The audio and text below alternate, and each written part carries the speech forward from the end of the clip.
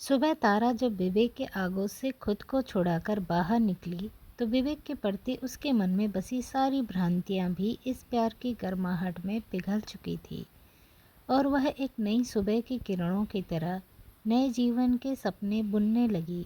वह यही सोच रही थी कि आखिर कैसे वह एक अनजाने से डर के कारण शादी के बाद भी पिछले 6 माह तक प्यार के इन सुनहरे लम्हों को नहीं जी पाई थी, क्योंकि सुहाग रात के दिन ही उसने अपने पति विवेक को एक ऐसी शर्त में बांध दिया था और उसकी परीक्षा लेती रही। इस अनोखी शर्त में बंधकर दोनों इतने दिनों तक एक दूसरे का प्यार पाने के लिए तड़पते रहे। सुबह की बयार भी तारा के जहन में उमड़ रही लहरों को जैसे नई गति प्रदान कर रही थी और तारा की नरसंगिक खूबसूरती में आज अजीब सी रौनक बढ़ आई थी, जो पिछले 6 महीने में पहली बार ही दिखाई दी। इन सुखद अनुभूतियों के साथ तारा उन कड़वी यादों के अतीत में खो गई, जिनके कारण वह इतने दिनों तक एक घुटन भरी जिंदगी जीने को बाध्य हो गई थी। 2 बहनों और एक भाई में सबसे बड़ी तारा मम्मी पापा की सबसे दुलारी होने के कारण बचपन से ही उसे जो भाता वही करती। अपनी मस्ती भरी जिंदगी में कब उसने जवानी की दहलीज पर कदम रख दिया, उसे बिल्कुल भी पता नहीं चला। शादी से पहले भी तारा की जिंदगी मज़े से कट रही थी। वह अपने मम्मी पापा की आंखों का तारा जो थी। उसके मम्मी पापा उसे पलकों पर बिठाकर रखते, वह भी सब पर जान छिड़कती और उनके प्रति अपना हर फर्ज निभाती। हंसते खेलते जब उसने स्नातक की डिग्री अच्छे नंबरों से हासिल कर ली तो एक दिन मम्मी ने पूछा, आगे क्या करने का इरादा है? बेटी, कुछ नहीं, बस यूं ही मस्ती करूंगी। मस्ती की बच्ची, मैं तो सोच रही हूँ कि तेरी शादी कर दूँ। नहीं मम्मी, अभी नहीं। क्यों? अभी से ही मुझे अपने से दूर करने पर तुली हो। रुआसी सी सूरत बनाकर वह मम्मी की गोद में समा गई। तो फिर कर लो कोई नौकरी, नहीं तो पापा तुम्हारी शादी कर देंगे। उसके बालों को सहलाते हुई मम्मी बोली, नौकरी? ओके डन मम्मी, मैं आज से ही नौकरी की तैयारी करनी शुरू कर देती हूँ। डिग्री में अच्छे अंक तो हैं ही, थोड़ी तैयारी करने पर नौकरी मिल ही जाएगी।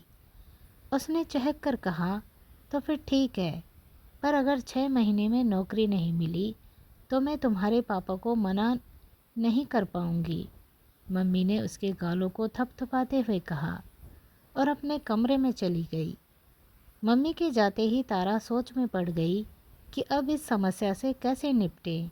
अखबार में से कई रिक्तियां प्रकाशित होती हैं, क्यों ना किसी अच्छी नौकरी के लिए आवेदन कर दिया जाए। यही सोचकर उसने अखबार उठाया तो उसकी नज़र रिक्तियां कॉलम में एक विज्ञापन पर पड़ी। ज़रूरत है राज्य सरकार में परियोजना सहायक की। आवेदन को स्नातक होना चाहिए और प्रथम श्रेणी में उत्तीर्ण होना चाहिए। यही देखते ही उसका चेहरा खिल उठा, क्योंकि उसने स्नातक की परीक्षा प्रथम श्रेणी में पास की थी। इसलिए उसने फ़ौरन आवेदन कर दिया। कुछ ही दिनों में साक्षात्कार का बुलावा आया और वह पापा के साथ साक्षात्कार देने पहुंच गई। साक्षात्कार अच्छा हुआ और उसे उसके लखनऊ से दूर कानपुर में नौकरी की पेशकश की गई। तो उसने फ़ौरन स्वीकार कर लिया कि चलो कम से कम 1-2 साल शादी के झंझट से मुक्ति मिली। थोड़े ही दिनों में उसे नियुक्ति पत्र मिल गया और तमाम औपचारिकताएं पूरी करने के बाद उसने नौकरी ज्वाइन कर ली। अब शुरू हुआ एक ऐसा सिलसिला जिसमें सोमवार से शनिवार तक तो नौकरी में निकल जाते, फिर आती एक दिन की छुट्टी।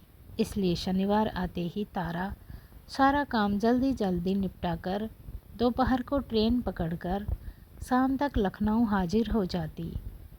फिर सोमवार की सुबह इंटरसिटी से कानपुर पहुंचकर सीधे ऑफिस। यही अब तारा की साप्ताहिक दिनचर्या बन गई थी। तारा अब अपने परिवार के साथ समय बिताना चाहती, पर व्यस्तता के कारण वह ऐसा नहीं कर पाती थी। इस तरह उसके जीवन में एक अजीब सा एकाकीपन, या यूं कहें कि एक खालीपन सा आ गया था, जिसे वह चाहकर भी नहीं भर पा रही थी। दिखने में सुंदर व स्मार्ट होने के कारण ऑफिस में वह सबकी नज़रों में चढ़ी रहती। एक दिन उसके एक वरिष्ठ सहयोगी रमेश जी ने उससे कहा, बेटी, ऑफिस वाले तुम्हारे बारे में तरह तरह की गॉसिप करते हैं। अकेली लड़की के बारे में अक्सर ऐसी बातें तो होती ही रहती है। यदि तुम्हारी शादी हुई होती तो शायद लोग तुम्हारे बारे में ऐसी बातें न करते। तुम्हारी उम्र भी शादी की हो चुकी है। यदि हो सके तो जल्दी से जल्दी शादी करके सबका मुंह बंद कर दो। रमेश जी की बात सुनकर वह दंग रह गई कि सामने मीठी मीठी बातें करने वाले उसके सहयोगी उसके बारे में कैसे गंदे ख्याल रखते हैं। पर वह नहीं जानती थी कि अभी शादी के बंधन में बंधे, क्योंकि इसी किस्से बचने के लिए ही तो वह इतनी कष्टपूर्ण जिंदगी जी रही है। पर आखिर होनी को कौन टाल सकता है। समय ने करवट बदली और घर में भी शादी की चर्चा ने जोर पकड़ लिया। आखिरकार पापा ने लखनऊ में ही एक सरकारी अधिकारी विवेक से उसकी शादी तय कर दी और उससे कहा कि वह चाहे तो उससे मिलकर अपनी पसंद बता दें। बुरी फंसी बेचारी, आखिरकार उसे हाँ करनी पड़ी और शादी की तारीख तय हो गई। मिलने मिलाने के सिलसिले के बाद जब शादी का दिन नज़दीक आया तो माह की छुट्टी लेकर वह अपने घर आ गई और शादी की तैयारियों में लग गई। घर में खुशी का माहौल था। घर की पहली शादी जो थी। भाई रोहन और बहन बबली तो हमेशा भागते दौड़ते व्यस्त नज़र आते थे। घर में जीजा जी आने वाले थे, इसलिए दोनों बहुत खुश थे। एक दिन तारा के मोबाइल पर विवेक का फ़ोन आया। फ़ोन उठाते ही विवेक की आवाज़ आई, जल्दी से तैयार हो जाओ तारा, तुम्हारे लिए साड़ियाँ और गहने खरीदने बाजार चलना है। तारा को एक झटका सा लगा, क्योंकि एक तो विवेक ने शादी तय होने के बाद से एक भी बार फ़ोन नहीं किया और आज पहली बार फ़ोन भी किया, वह भी ऐसे जैसे वह उसकी होने वाली पत्नी नहीं बल्कि आया हो।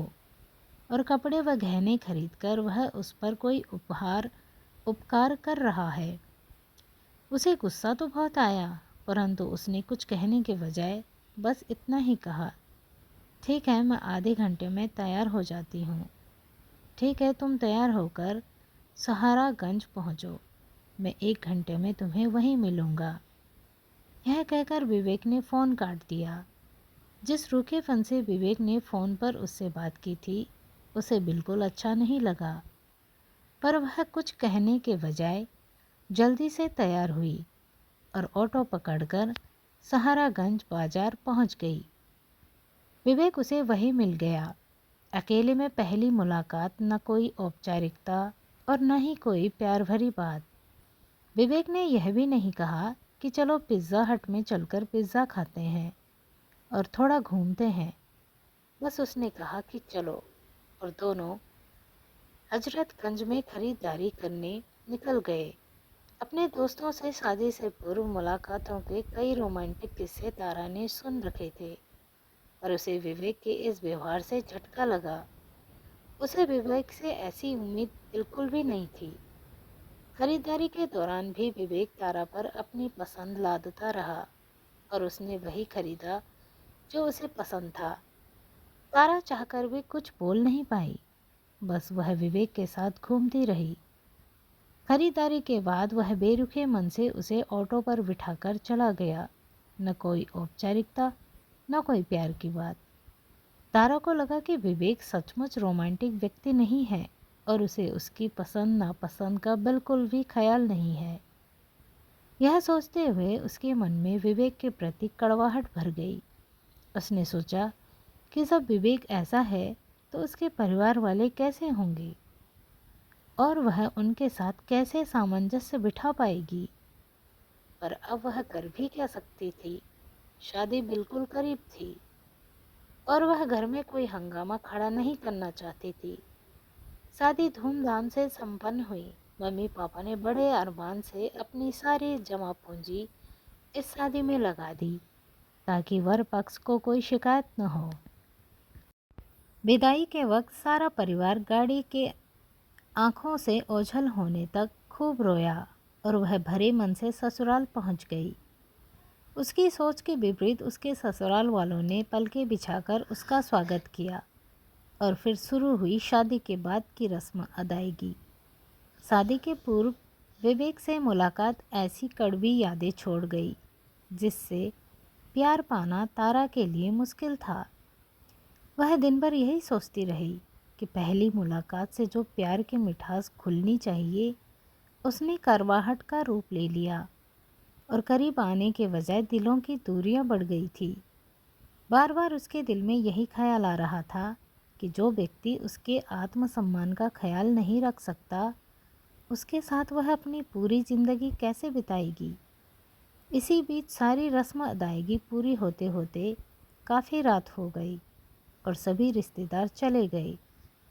अब विवेक की भाभी ने तारा को छेड़ते हुए सुहाग रात के लिए उसे उसके कमरे में पहुंचा दिया और अपने कमरे में चली गई। अंदर ही अंदर बेचैन तारा इस उधेड़-बुन में थी कि आखिर वह ऐसे शख्स जिसके मन में उसके प्रति जरा भी प्यार नहीं है कैसे उसे अपना सर्वस्व सौंप दे। हिंदू परंपरा में शादी के बाद उसके शरीर पर तो अब विवेक का हक था और वह उसे कैसे रोक सकती थी। यह सोचते ही उसका चेहरा पीला पड़ने लगा। इधर विवेक की कुछ दोस्त उसे घेर कर पहली रात को ही चिड़िया मार लेने की हिदायत दी और नुस्खे बता रहे थे और विवेक भी सुहाग रात के सपने बुनता हुआ रोमांचित हो रहा था। आखिरकार देर रात को उसके दोस्तों ने उसे कमरे में ढकेल दिया और अपने अपने घर चले गए। विवेक के चेहरे पर तीव्र उत्तेजनाओं का ज्वार स्पष्ट नजर आ रहा था। मन तेजी से कमरे की ओर जाने को बेताब था, किंतु शर्म, संकोच, संयम, पारिवारिक मूल्यों की जंजीरों ने जैसे उसके पांव जकड़ रखे थे। धीरे धीरे सकुचाते हुए विवेक ने कमरे में प्रवेश किया और दरवाज़ा बंद कर बिस्तर की ओर बढ़ने लगा। तारा बिस्तर पर सिमटी सी सकुचाई सी बैठी थी, पर उसके मन ही मन एक दृढ़ फैसला कर लिया था। विवेक ने सबसे पहले तारा का घूंघट उठाया और उसका सुंदर चेहरा देखकर बोला, तारा, आज सचमुच तुम बिल्कुल चांद सी लग रही हो। आज से मैं तुम्हें तारा नहीं, चंदा कहूँगा और तुम्हें संसार की सभी खुशियाँ देने का प्रयास करूँगा। आज से हम एक नई जिंदगी शुरू करने जा रहे हैं। बोलो, दोगी ना मेरा साथ? विवेक के प्रति मन में कड़वाहट लिए तारा को जैसे कुछ सुना ही नहीं दिया। विवेक ढेर सारी बातें करता रहा, पर तारा यह सोचने में लगी रही कि आखिर वह विवेक को कैसे सब कुछ कह पाएगी। अचानक विवेक को शरारत सूझी और दोस्तों की सलाह के अनुसार उसने अपना हाथ तारा के कंधे पर रखा, फिर कंधे से नीचे सरकाना शुरू किया। जैसे ही विवेक का हाथ नीचे आया, तारा उसका हाथ पकड़ते हुए बोली, रुको विवेक। यह सुनते ही विवेक को जैसे सांप सूंघ गया। उसने ऐसी कल्पना भी नहीं की थी कि सुहाग रात के दिन उसे ऐसा सुनना पड़ेगा। तुरंत धैर्य से काम लेते हुए उसने पूछा, क्या बात है चंदा? इतना सुनना था कि तारा शुरू हो गई, विवेक, शायद इसके लिए यह समय सही नहीं है क्योंकि हम अभी तक एक दूसरे को अच्छी तरह से समझ नहीं पाए हैं और ऐसे में मैं अपने आप को तुम्हें सौंप नहीं सकती। आज से मैं एक फ़ैसला लिया है मैंने कि हम 1 वर्ष तक जिस्मानी रिश्ता नहीं बनाएंगे। इस 1 वर्ष के दौरान मैं पूरी तरह से तुम्हें और तुम्हारे परिवार को समझने की कोशिश करूंगी और पूरे समर्पण के साथ तुम्हारे हर सुख दुख की साथी बनूंगी और तुम भी मेरे परिवार के सदस्यों के साथ घुलने मिलने का प्रयास करोगे। 1 साल बाद यदि हमारा विश्वास अटूट रहा तो फिर हम हमेशा के लिए एक हो जाएंगे, वरना शायद हमारे रास्ते अलग अलग भी हो सकते हैं। ऐसे में मैं अपना सर्वस्व तुम्हें सौंपकर पछतावे में नहीं रहना चाहती। जैसे कोई बदले की भावना से प्रेरित होकर बंदूक की सारी गोलियां दाग देता है और फिर एक लंबी सांस लेता है, कुछ ऐसे ही तारा ने भी किया। एक ही सांस में सब कुछ विवेक को कह गई। तारा की बातें सुनकर विवेक को काटो तो खून नहीं। उसकी हालत ऐसी हो गई थी कि उसे न कुछ कहते बनता था, न ही सुनते। उसने हाथ ऐसे हटाया मानो बिजली का झटका लग गया हो। उस समय उसने कुछ न बोलना ही बेहतर समझा और चुपचाप तकिया उठाकर सोफे पर सोने चला गया।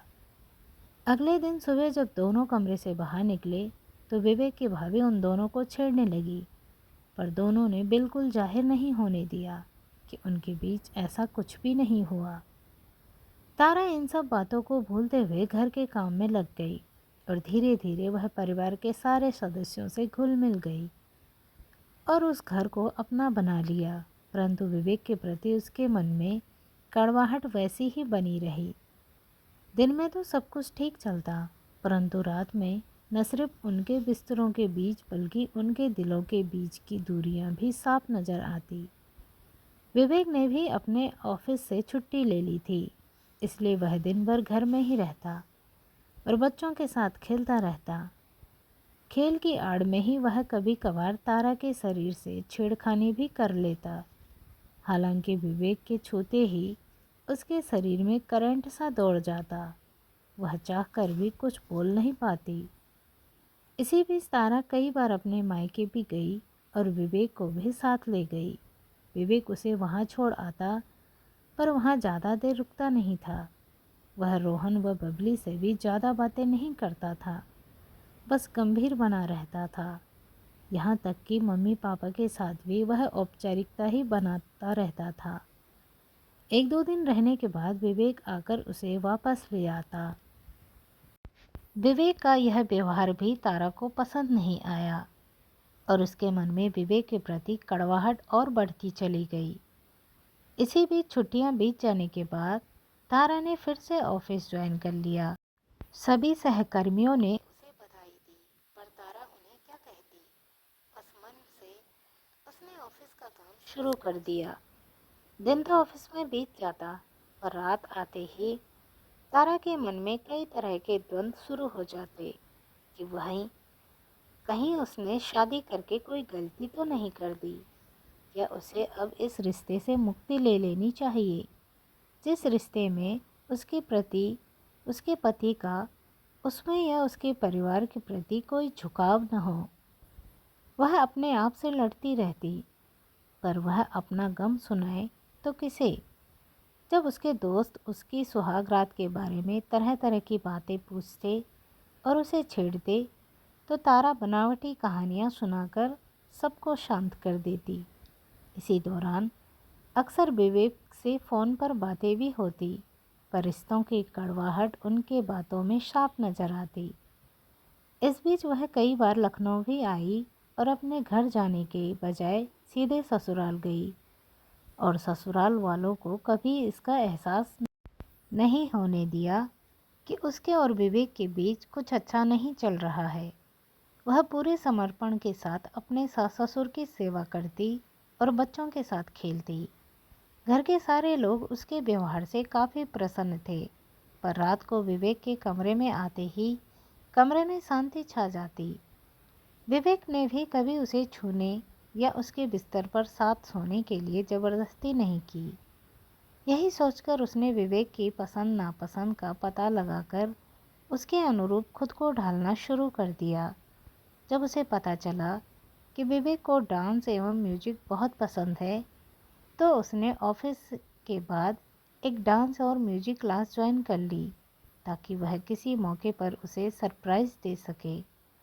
और जल्दी ही वह मौका आ गया।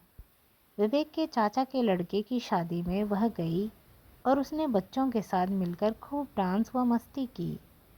विवेक को यह सब काफ़ी अच्छा लगा, पर वह हमेशा यही सोचता रहता कि आखिर तारा ने उसके साथ ऐसा क्यों किया। विवेक का जन्मदिन भी करीब आ रहा था। और तारा उसके लिए एक और सरप्राइज़ की योजना बना चुकी थी ताकि वह विवेक को सरप्राइज़ दे सके। अपनी योजना के अनुसार जन्मदिन के दिन उसने पहले से ही घर के सारे सदस्यों को लखनऊ के एक रेस्तरां में भेज दिया। विवेक यही सोच रहा था कि तारा ने आज उसे जन्मदिन की बधाई तक नहीं दी। हर साल घर में भी सभी को उसका जन्मदिन याद रहता है, पर आज सब बिना बताए अचानक चले कहाँ गए। तभी तारा ने विवेक से कहा, विवेक, मेरी सहेली प्रेरणा ने मुझे बुलाया है, क्या तुम मुझे उसके घर छोड़ दोगे? क्यों नहीं, चलो। बिना कुछ पूछे विवेक तारा को बाइक पर बिठाकर चल दिया। रेस्तरां आते ही तारा ने विवेक से कहा कि चलो रेस्तरां में कॉफ़ी पीते हैं, यहाँ की कॉफ़ी बड़ी टेस्टी होती है। जब विवेक और तारा कॉफ़ी का ऑर्डर देकर इंतज़ार कर रहे थे, तभी पीछे से सारे बच्चों ने शोर मचाते हुए विवेक को घेर लिया और ज़ोर ज़ोर से चिल्लाने लगे, हैप्पी बर्थडे टू यू विवेक चाचा। अब विवेक को समझ आया कि इस तूफान के पूर्व शांति का कारण यह था। अब तक सारा परिवार इकट्ठा हो चुका था। सबने खूब एंजॉय किया। विवेक काफ़ी खुश था इस घटना से। उसके मन में तारा के प्रति प्रेम और बढ़ गया, पर वह यह तक सोचने लगा कि यह कैसे तारा को खुश करे ताकि उसके मन का द्वेष मिटे और दोनों एक खुशहाल जीवन जी सके। इस तरह शादी के 6 माह बीत गए, पर तारा अब तक इसके करीब नहीं आई। तारा का जन्मदिन करीब था। विवेक ने भी सोचा कि वह तारा के जन्मदिन पर कानपुर जाकर उसके जन्मदिन को धूमधाम से मनाएगा। यही सोचकर वह बिन बताए जन्मदिन के दिन सुबह ही तारा के घर पहुंच गया और उसे जन्मदिन की शुभकामनाएं दी और बोला, आज छुट्टी ले लो तारा, हम लोग कहीं घूमने चलते हैं। जवाब में तारा ने कहा, नहीं विवेक, ऑफिस में कई काम हैं और मैं पहले से बताकर भी नहीं आई हूँ, इसलिए ऑफिस तो जाना ही पड़ेगा। पर मैं कोशिश करूँगी कि दोपहर तक सारा काम निपटाकर आधे दिन की छुट्टी ले लूँ। अचानक विवेक के कानपुर आ जाने से तारा अचंभित थी और ऑफिस में यही सोचती रही कि कहीं यह विवेक की कोई चाल तो नहीं, क्योंकि वह तो यहाँ अकेला रहती है, इसलिए शायद वह इसका फ़ायदा उठाना चाहता है। फिर भी अपने वादे के अनुसार वह दोपहर को छुट्टी लेकर घर आ गई और तैयार होकर विवेक के साथ निकल गई।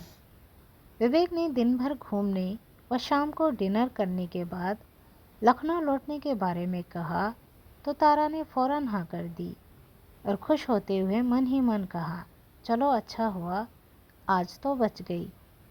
मैं थोड़े ही दिन में सर्दियाँ शुरू हो गई और रात को स्कूटी चलाने के कारण तारा को ठंड लगने के से वायरल फीवर हो गया। जब उसने विवेक को इस बारे में बताया तो वह फ़ौरन कानपुर पहुंचकर तारा को बड़े प्यार से घर से ले आया और तुरंत डॉक्टर के पास ले गया। उसके चेहरे की घबराहट तारा साफ साफ पढ़ सकती थी। उसे यह एहसास हुआ कि विवेक को उसकी चिंता है।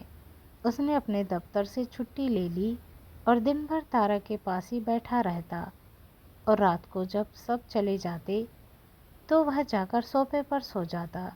विवेक की प्यार भरी देखभाल से तारा जल्दी ठीक हो गई और कानपुर जाने के लिए तैयार हो गई। तो विवेक ने कहा, अभी नहीं, तुम काफ़ी कमज़ोर हो गई हो, इसलिए थोड़े दिन आराम कर लो, फिर चली जाना। इस प्यार भरे अनुरोध को वह टाल नहीं सकी। अगले ही दिन विवेक उसे मम्मी पापा से मिलाने ले गया। इस दौरान तारा ने महसूस किया कि विवेक बबली और रोहन के साथ काफ़ी घुल मिल गया है और उनके साथ काफ़ी हंसी मजाक कर रहा है। दूसरी ओर इस बार मम्मी पापा के साथ भी उसका व्यवहार प्रेम भरा था। तारा विवेक के चेहरे पर यह परिवर्तन साफ देख पा रही थी, परंतु उसने सोचा कि अभी तो सिर्फ 6 माह ही बीते हैं, अभी तो वह पूरे 6 माह विवेक को परखेगी, तभी उसे सच्चे मन से अपनाएगी। 2 दिन वहाँ रुकने के बाद विवेक रात को तारा को लेकर अपने घर लौट आया। कड़ाके की सर्दी में बाइक चलाने के कारण विवेक को सर्दी लग गई, पर उसने तारा को कुछ नहीं बताया और सोफे पर सोने चला गया। तारा विवेक में आए परिवर्तन को लेकर काफ़ी खुश थी और सुनहरे दिनों के सपने बुनते हुए पता नहीं कब उसकी आंख लग गई।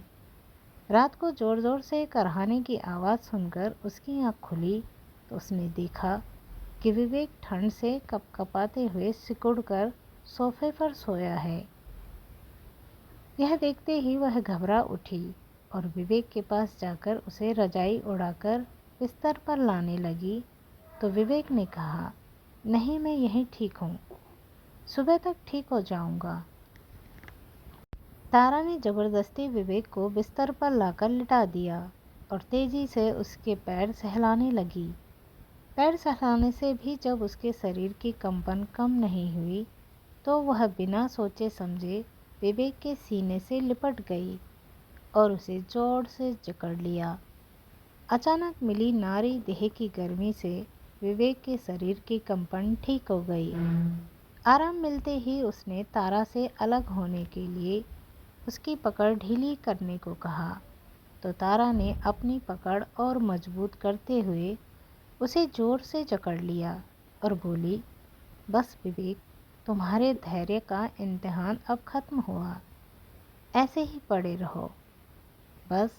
अब तक विवेक को आराम मिल चुका था। वह भावुक होते हुए बोला, तारा, बचपन से ही मैं संकोची स्वभाव का हूँ। मुझे कभी लड़कियों से बातें या दोस्ती करने का मौका ही नहीं मिला, इसलिए मैं कभी समझ ही नहीं पाया कि रिश्ते कैसे निभाए जाते हैं। यही कारण है कि मैं तुमसे और तुम्हारे परिवार के सदस्यों से ज़्यादा घुल मिल नहीं पाया, परंतु जब तुमने मेरे परिवार को अपना बनाने में कोई कसर नहीं छोड़ी और मेरी हर पसंद नापसंद का ख्याल रखा तो मैंने सोचा कि जब तुम मेरे लिए इतना बदल सकती हो तो मैं तुम्हारे लिए क्यों नहीं बदल सकता। यही सोचकर मैंने अपने आप में बदलाव लाना शुरू कर दिया है। बचपन से मैंने सदैव ही आगे रहते हुए सभी कार्य किए थे और आगे रहने की इसी होड़ के चलते मुझे किसी की भावना को समझने का मौका नहीं मिला और इसलिए तुम्हारे जज्बातों को न समझने की भूल कर बैठा। वैसे तारा, मैं तुम्हें कभी इग्नोर करना नहीं चाहता था। विवेक के स्वर में एक पश्चाताप मिश्रित दुख का भाव था जिसे तारा ने बखूबी से पढ़ लिया। फिर वह तारा की आंखों में झांकते हुए बोला, तारा, अभी कम से कम 6 महीने और तुम्हें मुझमें कोई खतरा नहीं है।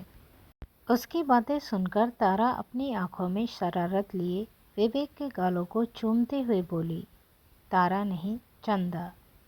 तभी तो आपकी चंदा कह रही है कि आपने अपना इम्तिहान वक्त से पहले पास कर लिया है और इनाम के हकदार बन गए हैं।